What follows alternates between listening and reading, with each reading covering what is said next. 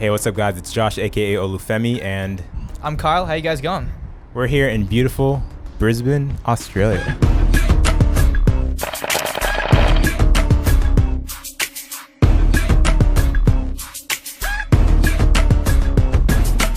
And Kyle, how long have you been watching the Olufemii tutorials channel?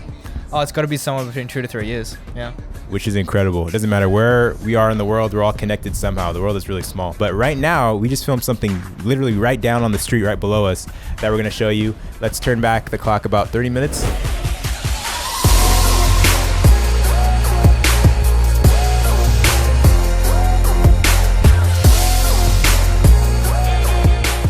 Wasn't that video cool? It actually wasn't quite as real as you may have thought it was. I used the same trick back home in Los Angeles about a few months ago. Check this other video out.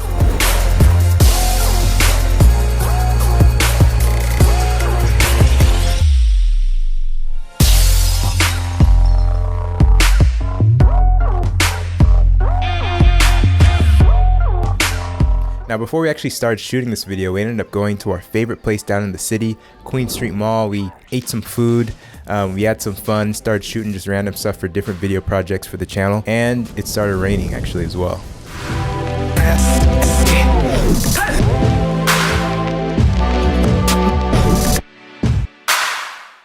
Now we're gonna go over to Kyle and he's gonna show you how to specifically do this trick. Open up a new sequence, 1920 by 1080.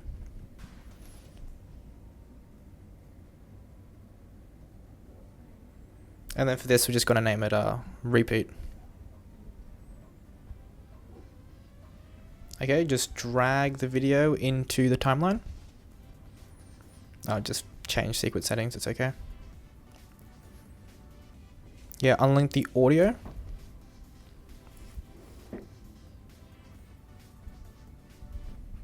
And then just change the resolution to half resolution so we can work faster through this edit.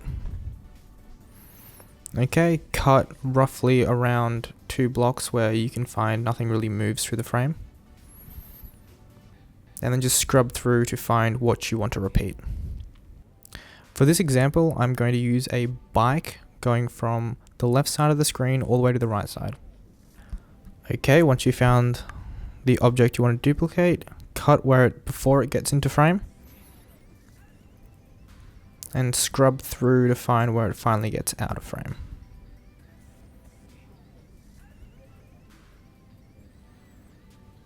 And that would be right here. So just make a cut and then ripple delete all other unnecessary clips. Cool.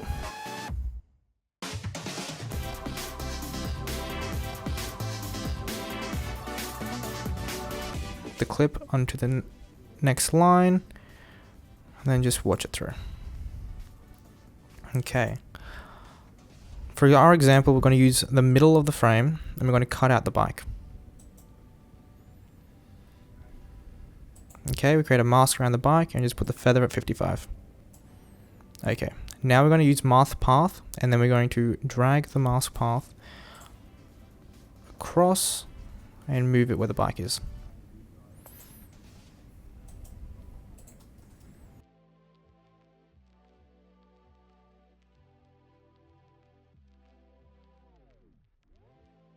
Okay, once that's done, okay, click Option on the Mac and then drag the original clip onto a new layer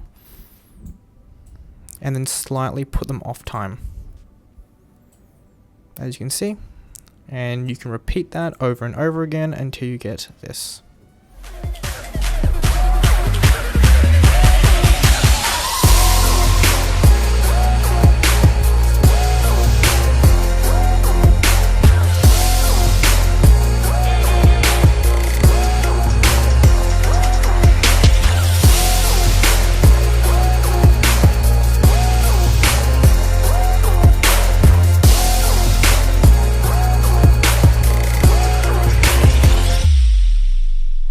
How's it going guys? Josh here. I'm now taking over the tutorial. I'm going to now make this static tripod footage appear to be handheld footage. So I'm going to right click on all the clips, go to replace with composition. This is now going to bring the footage from Premiere into After Effects. We're going to then, let's just name this, we're going to first save it on the desktop, and we will name this balcony footage. All right, and now I am going to highlight all these clips. I'm going to right click. I'm going to go to pre-compose. Don't worry about the name. Click OK. Then I'm going to go into transform. I'm going to click on position. And then I'm going to go to animation. Then I'm going to go to add expression. And then I'm going to type wiggle into the expression bar. If you remember, the wiggle expression basically just wiggles your footage, gives it an earthquake-like effect. I'm going to type wiggle, open parentheses, and then I'm going to type in the 4.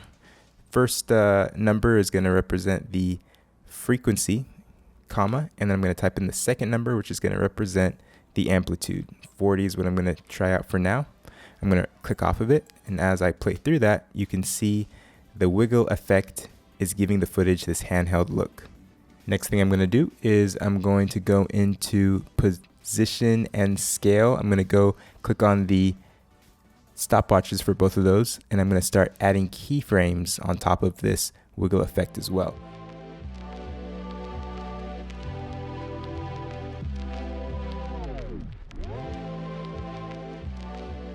This was a very, very simple example of keyframing.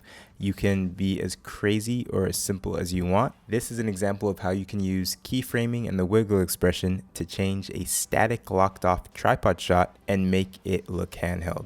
Once again, guys, thank you so much for watching. And as always, keep it chill.